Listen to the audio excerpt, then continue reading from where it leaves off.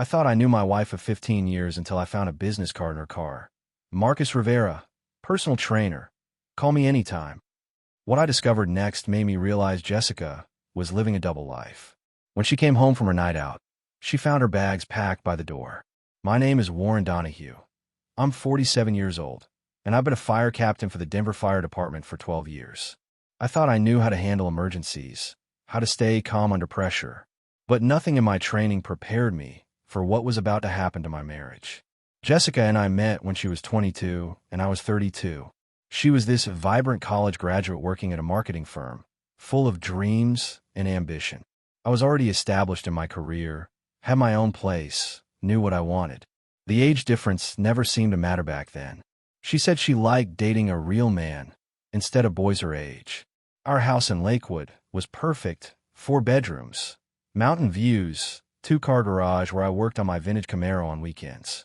Jessica had given up her marketing career after her son Tyler was born, but when he turned 16 last year, she started talking about feeling lost and unfulfilled. That's when the changes began. The first red flag was when she rejoined Facebook and started reconnecting with old college friends. She'd spend hours scrolling through photos, commenting on posts, laughing at her phone in ways that made my stomach twist. When I asked about it, Jessica would brush me off. Just catching up with old friends, she'd say casually. Then came the gym membership. Jessica had never been particularly interested in working out, but suddenly she was hitting the fitness center 5 times a week. She lost 20 pounds, bought new clothes, started wearing makeup again, even for grocery runs. I'm just trying to feel good about myself, Jessica said when I complimented her new look. Is that so wrong? It wasn't wrong, but something felt off. The woman who used to curl up next to me watching Netflix was now restless, always looking at her phone, always finding reasons to be somewhere else.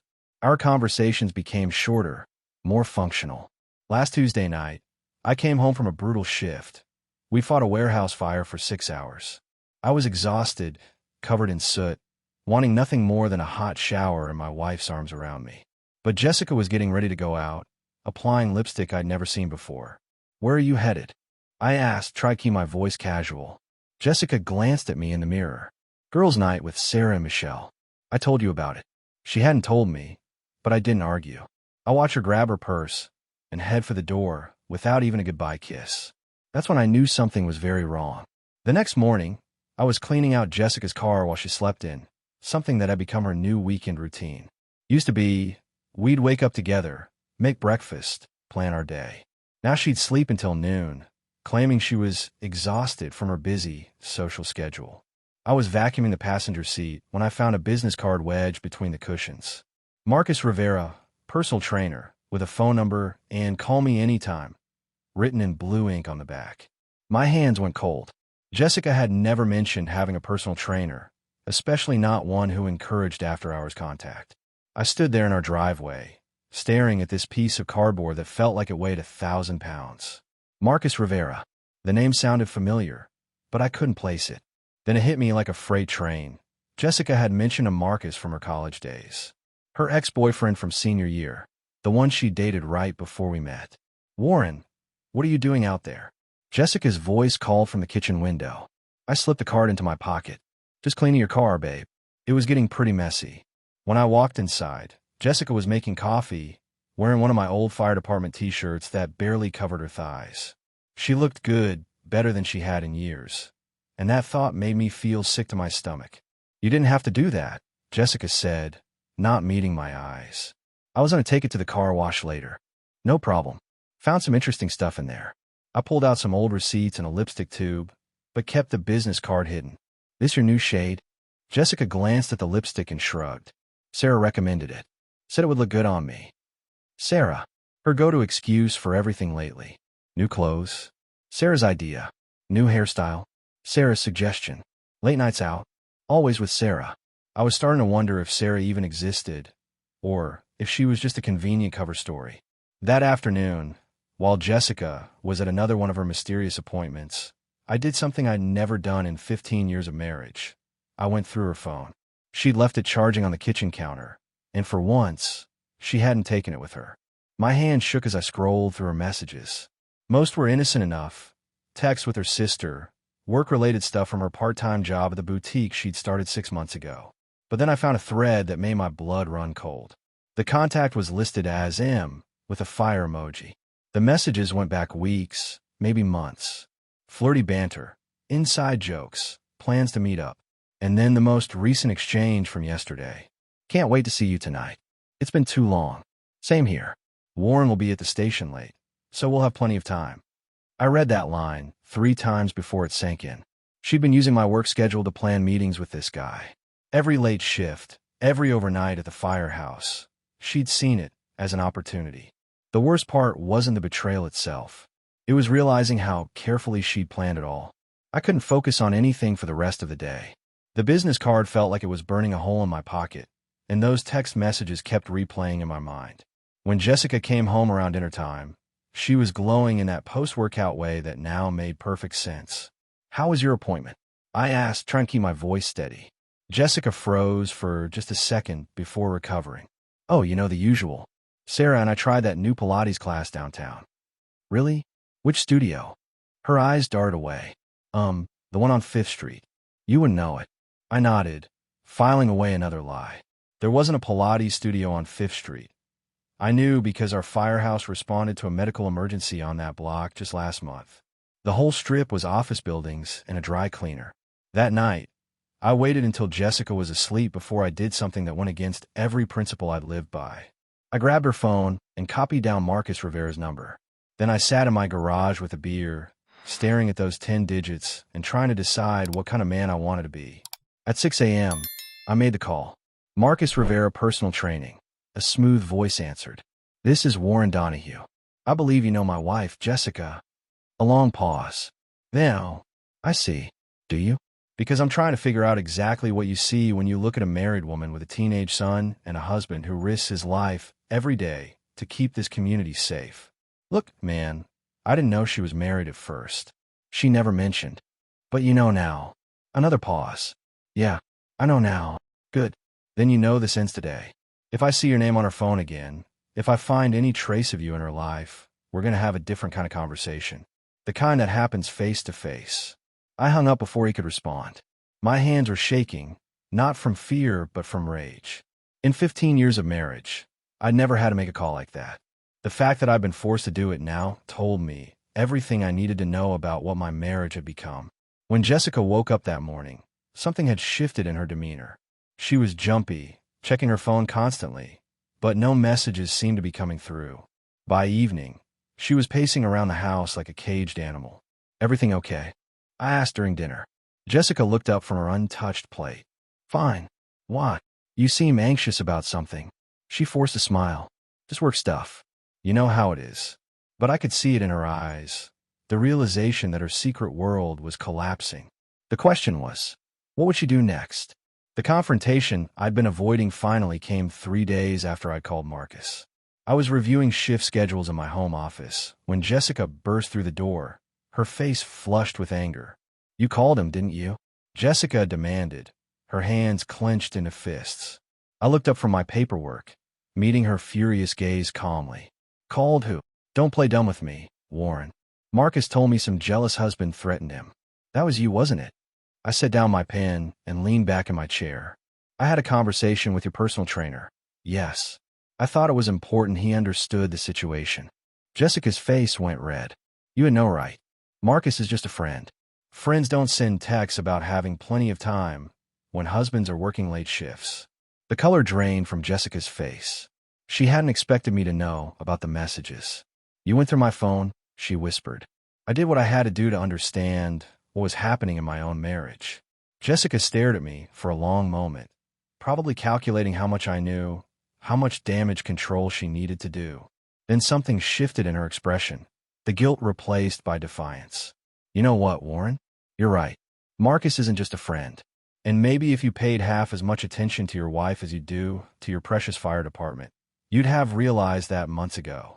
There it was, the truth finally coming out, wrapped in blame and justification.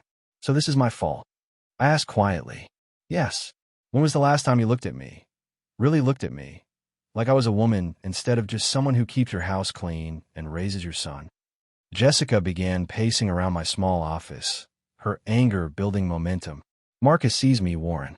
He listens when I talk. He makes me feel alive again, instead of like some middle-aged housewife who's invisible to her own husband. I stood up slowly, my own anger finally surfacing. Marcus sees an opportunity. A lonely woman whose husband works dangerous shifts to provide for his family. That's what predators do, Jessica. They find vulnerabilities and exploit them. He's not a predator. He cares about me. He cares about sleeping with a married woman. There's a difference. Jessica's eyes blazed. Maybe I should go find out for myself. The threat hung in the air between us. She was testing me, waiting to see if I'd back down, apologize, beg her not to leave. The old Warren might have done exactly that. Go ahead, I said calmly. But understand that if you walk out that door to be with another man, you won't be welcome back. Jessica stared at me like she'd never seen me before. You can't be serious. I've never been more serious about anything in my life. For several seconds, we faced each other across the small office where I'd paid bills and planned family vacations for 15 years. Jessica was waiting for me to blink first, to cave under the pressure like I always had before. But I didn't. Fine, Jessica said finally. Maybe it's time I did something for myself for once. She turned and walked out of my office. An hour later, she was gone. Jessica returned home around 6 p.m., dressed to kill in a black cocktail dress I'd never seen before.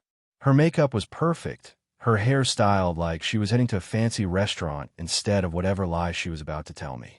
She found me in the kitchen, cleaning up after the dinner I'd eaten alone. I'm going out tonight, Jessica announced, not meeting my eyes as she checked her reflection in the microwave door. Where to? Marcus is having a party at his place. All his friends from the gym will be there. She turned to face me, her chin raised defiantly. I thought it was time I met them. There it was. She wasn't even pretending anymore. My wife was openly telling me she was going to spend the evening with her lover, at his house, probably with the intention of not coming home at all. So you're choosing him? Jessica's eyes flashed. I'm choosing to have some fun for once in my life. You made it clear you don't want me around, Marcus. So maybe it's time I stop caring what you want. Jessica, if you walk out that door to go to his party, we're done. Do you understand that? She grabbed her purse from the counter, her movements sharp and deliberate. Maybe we've been done for a long time, and we're just too stubborn to admit it. Maybe we have. Jessica paused at the kitchen doorway, probably expecting me to chase after her, to beg her not to go. When I didn't move, she straightened her shoulders. Don't wait up, Warren. This party might run very late. The front door slammed behind her with a finality that echoed through the empty house. I stood in my kitchen, listening to her car start up and drive away, taking my wife to spend the night at her ex-boyfriend's house out of pure spite. I called Mrs. Henderson to check on Tyler, who was staying overnight at his friend's house. Then I went upstairs to our bedroom and did something I'd never imagined I'd have to do. I pulled out Jessica's suitcases from the closet and began packing her belongings. Every piece of new lingerie she'd bought, but never worn for me. Every dress she'd purchased for her secret dates. Every expensive cosmetic that was part of her transformation into someone else's woman. As I packed, I found more evidence of her deception. Hotel keycards she'd forgotten to throw away. Restaurant receipts for places we'd never been together. A jewelry box hidden behind her shoes containing a necklace I'd never seen her wear, probably a gift from Marcus. By midnight, her belongings were packed and sitting by the front door. I'd removed every wedding photo from the walls, every reminder of the life we'd supposedly built together. The house looked empty, hollow, like a stage set after the play had ended. I sat in my recliner, staring at the blank walls, waiting. Jessica had spent the night at her ex's party to spite me, to punish me for daring to confront her about the affair. She probably thought I'd be sitting here worried sick, ready to forgive anything when she finally came home. But when she walked through that door, she was going to be stunned by what I had done. The sound of Jessica's key in the lock came at 3:42 a.m. I'd been sitting in the dark living room for hours, watching the empty street, preparing myself for this moment. She entered quietly, probably hoping I'd be asleep, unaware that her entire world was about to change. The hallway light clicked on, and I heard her sharp intake of breath. She'd seen the suitcases. Warren. Jessica's voice was small, uncertain. Warren, what is this? I stood up slowly, my joints stiff from sitting motionless for so long. When I stepped into the hallway light, Jessica's face went pale. She looked disheveled, her perfect makeup smudged, her hair messed up from whatever had happened at Marcus's party. "Those are your things," I said calmly. "I thought it would save us both some time." Jessica stared at the suitcases, then at the empty walls where our wedding photos used to hang.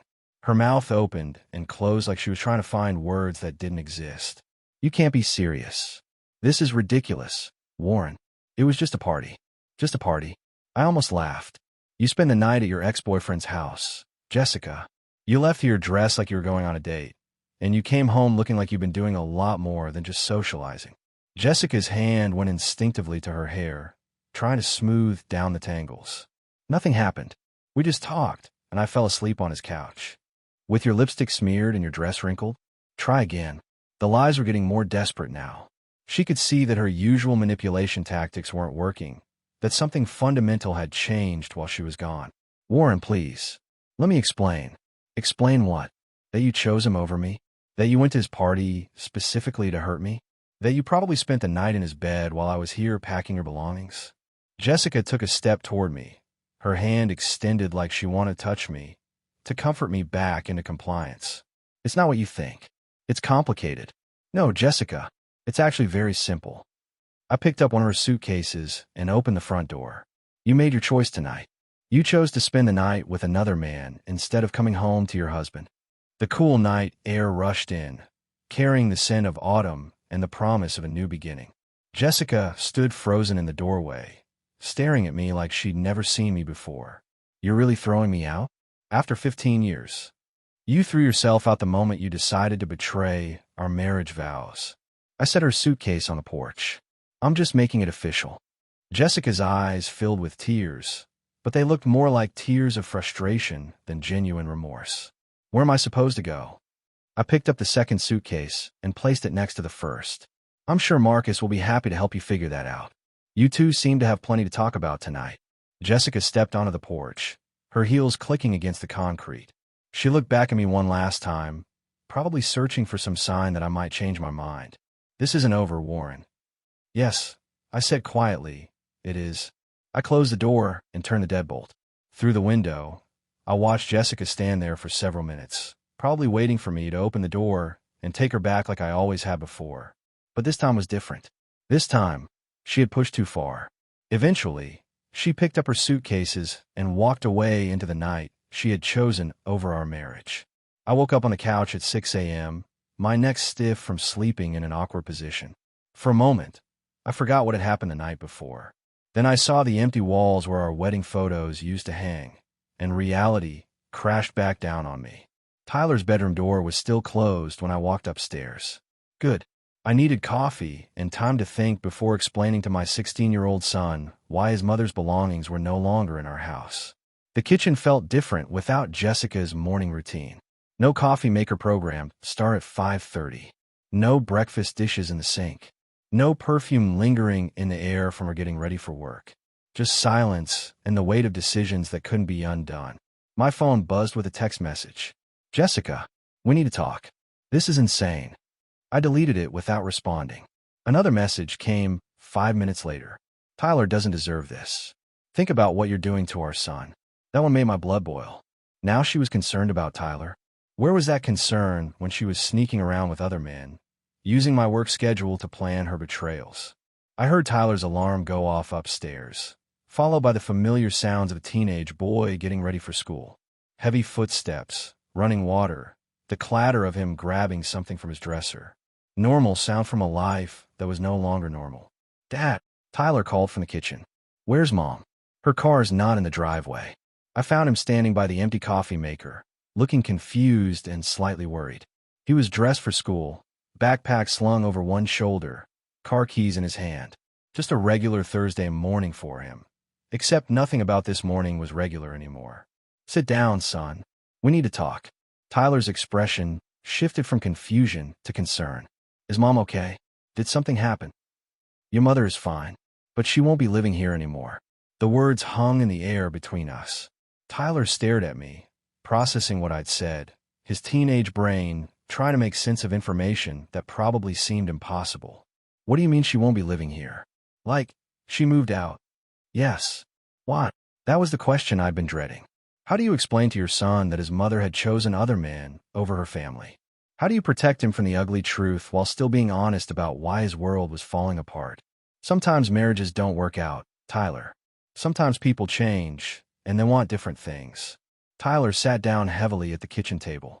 Are you getting divorced? Probably. We sat in silence for several minutes. Then Tyler asked a question that broke my heart. Was it something I did? No, son. This has nothing to do with you. This is between your mother and me. Tyler nodded, but I could see the confusion and pain in his eyes. Can I still see her? Of course. She's still your mother. But even as I said it, I wondered what kind of mother Jessica would choose to be now. 3 days passed in relative peace. Tyler went to school, I went to work, and we established a new routine that didn't include Jessica. She'd sent a dozen text messages that I'd ignored, left voicemails I deleted without listening to, and even had her sister call me to talk sense into the situation. I wasn't interested in talking sense. I was interested in moving forward. On Saturday morning, I was working on my Camaro in the garage when a silver BMW pulled into my driveway. I didn't recognize the car, but I recognized the woman who got out of the passenger seat. Jessica looked different, tired, stressed, like she'd been crying. The man driving was someone I'd never seen before, tall and well-dressed, probably in his 30s. This had to be her latest conquest. Jessica approached the garage cautiously, like she wasn't sure of her welcome. She wasn't. Warren, we need to talk, Jessica said. No, we don't. I kept working on the engine, not looking up. This is Derek, Jessica continued, as if I'd asked. He's been helping me through this difficult time. I finally looked up, studying the man who was apparently Jessica's emotional support during the aftermath of her affair. He looked uncomfortable, like he'd rather be anywhere else, which told me he probably had some sense of decency. More than I could say for my wife. Derek, I said, nodding politely. I'm Warren, Jessica's husband. Derek's face went red. Look, man, I know this is awkward. Awkward. I stood up, wiping my hands on a shop rag. My wife having another man drive her in my house is awkward. That's an interesting way to put it. Jessica stepped between us. Warren, please. Derek is just a friend. He's helping me figure out where to go from here. I can help with that, I replied. Go anywhere that isn't here. Jessica's eyes filled with tears, but I felt nothing. The woman crying in my driveway was a stranger who happened to look like someone I used to love. I want to see Tyler, Jessica said. Then call him. Make arrangements. But you're not welcome in this house anymore. Derek cleared his throat. Maybe we should go, Jess. Jess. She was already using a different name with her new friends. How quickly she'd adapted to her new life. This is my house, too, Jessica said, her voice gaining strength. You can't just lock me out. Actually, I can. You made your choice when you decided to start living a double life. These are the consequences. Jessica looked at me for a long moment, probably hoping to see some crack in my resolve, some sign that the old Warren was still in there waiting to forgive and forget. But that Warren was gone, replaced by someone who finally understood that respect wasn't optional in a marriage. Fine, Jessica said finally. But Tyler needs to know the truth about why this happened. The truth is that you chose other men over your family. If you want to tell Tyler that, be my guest. Jessica turned and walked back to Derek's car without another word. I watched them drive away, then went back to work on my engine. Some things were worth fixing. Others were too broken to save. 6 months after Jessica left, I was working late at the firehouse when Captain Rodriguez approached me with unexpected news. Warren, there's someone here to see you. Says it's important. I walked to the front office and found a woman in her early 30s, professional looking, with kind eyes and a nervous smile. Mr. Donahue? I'm Sarah Martinez. I work at the hospital downtown. Sarah, the mythical friend Jessica had used as her cover story for months. You're Jessica's friend, I said. Sarah's face fell. That's what I need to talk to you about. I found out recently that Jessica was using my name to lie to you. I had no idea. We sat down in the station's break room, and Sarah explained how she discovered Jessica's deception. A mutual friend mentioned seeing Jessica with different men while supposedly being out with me. When I confronted her, she admitted everything. I'm so sorry, Mr. Donahue. I would never have been part of deceiving you. It's not your fault, I assured her. I wanted you to know the truth. And honestly, I wanted to apologize for what my name was used to do to your family. Sarah was genuine, honest in a way that reminded me what integrity looked like. We talked for an hour about life, work, and rebuilding after betrayal. When she left, she handed me her business card. If you ever want to grab coffee and talk to someone who understands complicated situations, I'd like that. 3 weeks later, I called her. Our first coffee date lasted 3 hours. Sarah had been through her own divorce 2 years earlier when she discovered her husband's gambling addiction. She understood the difficulty of starting over, the challenge of trusting again. Tyler liked her immediately when I introduced him a month later. "She's normal, Dad," he said after Sarah left from dinner. Like, actually normal. Not crazy like Mom became. Tyler had started therapy to process his parents' divorce, and his therapist said he was handling the situation remarkably well for a teenager. "You gave him stability when his world fell apart," the therapist told me. "That's the foundation he'll build his adult relationships on." Jessica tried reaching out occasionally, usually when she needed something related to Tyler, or when one of her relationships ended badly. I kept our interactions brief and focused on her son. Derek had lasted 2 months. The man after him made it 6 weeks. Jessica seemed to be cycling through relationships, searching for something she'd never find because she didn't know what she actually wanted. "Do you ever feel sorry for her?" Sarah asked one evening as we watched the sunset from my back porch. "Sometimes," I admitted. "She threw away a good life for temporary excitement. But I can't fix that for her." Sarah took my hand. "You're a good man, Warren Donahue." I'm learning to be. For the first time in years, the future looked promising. 1 year later, Tyler graduated from high school with honors. Jessica attended the ceremony, sitting several rows behind Sarah and me. She looked older, tired, like the consequences of her choices were finally catching up with her. After the ceremony, Tyler hugged us both. "Thanks for not making me choose sides," he said quietly. "I know it would have been easy to turn me against Mom." "She's still your mother," I replied. "I wanted you to figure out that relationship for yourself." Tyler had done exactly that. He maintained contact with Jessica, but kept appropriate boundaries. He'd learned to recognize manipulation and respond to it with calm detachment, skills that would serve him well in life. Jessica approached us as we were leaving. "Warren, could we talk privately for a minute?" Sarah squeezed my hand and walked toward the car, giving us space. "You look happy," Jessica said, glancing toward Sarah. "I am. Good. You deserve that." Jessica paused, looking genuinely remorseful for the first time since our marriage ended. "I owe you an apology. A real one." "You don't owe me anything, Jessica." "Yes, I do. I destroyed our family because I was selfish and scared of getting older. I convinced myself that you didn't appreciate me, but the truth is I didn't appreciate what we had." I nodded, accepting her words without offering forgiveness. Some wounds heal, but they leave scars that serve as reminders. "Tyler's going to Colorado State in the fall," I said, changing the subject. "I know. He told me. You raised a good son, Warren." "We both did. Before things went wrong." Jessica smiled sadly. "Yeah, before things went wrong." That evening, Sarah and I celebrated Tyler's graduation with dinner at his favorite restaurant. Tyler regaled us with stories about his college plans, his summer job, his excitement about starting fresh in Fort Collins. "Are you going to be okay when I leave for college?" Tyler asked me. "I'll miss you terribly," I said honestly, "but I'm proud of the man you become. You handled this divorce better than most adults would have." "I had a good example," Tyler replied, looking directly at me. After Tyler went to bed, Sarah and I sat on the back porch, talking about the future. We've been dating for 11 months, taking things slowly, building something real and lasting. "I have something to tell you," Sarah said, taking my hand. "Good something or bad something?" "Good something. My lease is up next month, and I was wondering if you'd like a roommate." I smiled, pulling her closer. "I like that very much." 2 years after Jessica walked out of our house to meet another man, I was building a new life with someone who valued loyalty, honesty, and commitment. The betrayal that had nearly destroyed me had ultimately led me to something better. Sometimes the worst thing that happens to you turns out to be the best thing that could have happened.